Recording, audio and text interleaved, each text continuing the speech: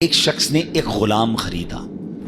آج کے دور میں تو کسی کو گھر میں ملازم رکھنا ہو تو وہ نوکری پہ جاب پہ رکھتا ہے نا، پہلے ایسا نہیں ہوتا تھا، پہلے غلام خریدے جاتے تھے۔ انہوں نے غلام خریدا۔ اچھا، جب غلام خریدا تو غلام کہتا ہے حضور میری 3 شرطیں ہیں۔ اچھا، بات بڑی عجیب تھی، غلاموں کی شرطیں نہیں ہوتی ہیں۔ آپ نے کہا اچھا تم بھی شرطیں لگاؤ گے، بتاؤ کیا شرطیں ہیں؟ تو کہتا ہے حضور پہلی شرط تو یہ ہے کہ آپ مجھے فرض نماز کے وقت منع نہیں کریں گے، نماز پڑھنے دیں گے۔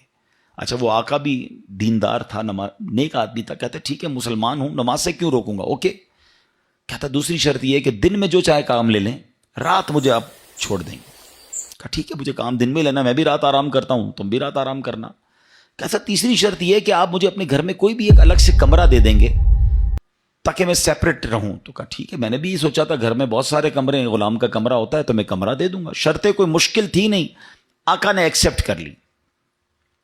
غلام گھر پر آیا، بڑا محنتی غلام تھا، دن میں کام کرتا، رات اپنے کمرے میں چلا جاتا۔ ایک دن آقا چلتے چلتے اس کے کمرے کے پاس سے جب گزرا تو دیکھا عجیب منظر ہے، کمرے کی چھت کھلی ہوئی ہے، آسمان سے نور برس رہا ہے، غلام سجدے میں ہے، اللہ کی عبادت کر رہا ہے اور اللہ کو رو رو کر یہ عرض کر رہا ہے کہ میرے مولا میں غلام ہوں، دن میں میری ڈیوٹیز ہیں، اگر یہ کام نہ ہوتا تو میں دن بھی تیری عبادت کرتا، رات بھی تیری عبادت کرتا۔ آقا بڑا حیران ہوا کہ یہ میرا غلام کیا چیز ہے، ایسی عبادت، ایسا نور اور ایسی گفتگو۔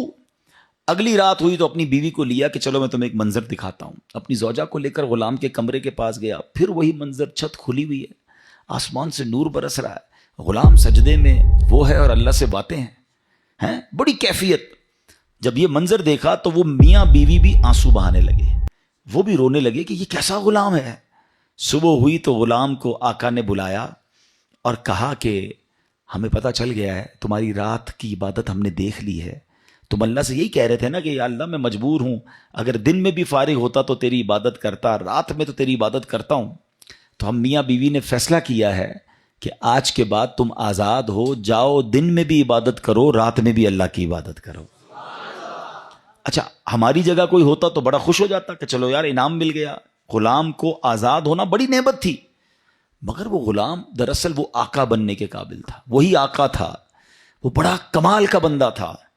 وہ پتہ کیا کہتا ہے، جب آقا نے کہا نا مجھے پتہ چل گیا تم رات کیا کرتے ہو اور اس وجہ سے میں تمہیں آزاد کرتا ہوں، تو وہ غلام اللہ کی بارگاہ میں کہتا ہے یا صاحب السر ان السر قد ظہر، اے راز رکھنے والے مولا، اے صاحب راز، راز تو کھل گیا، ولا ارید حیاتی بعد مشتہرا، اے اللہ میں اب راز کھلنے کے بعد زندہ نہیں رہنا چاہتا ہوں۔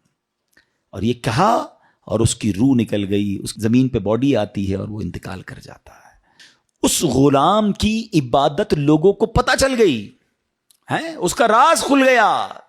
وہ کہتا ہے مولا اب جینا نہیں ہے، میں تو عبادت تیرے لیے کرتا تھا نا، میں جانتا تھا مالک تو جانتا تھا، اب تو لوگوں کو پتہ چل گیا۔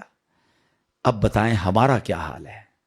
ہم تو عبادت بہت سارے لوگ کرتے ہی اس لیے کہ لوگوں کو پتہ چل جائے، وہ اس لیے کر رہا ہے کہ رب دیکھے اور کوئی نہ دیکھے، اور ہماری اکثریت ان کاموں میں لگی ہوئی ہے کہ دنیا دیکھے میں نے کیا کیا ہے۔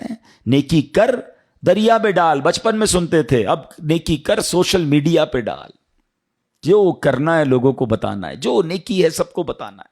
اپنے دل سے پوچھو نا کیوں جی چاہتا ہے کہ میری نیکیاں لوگوں کو پتہ چلیں۔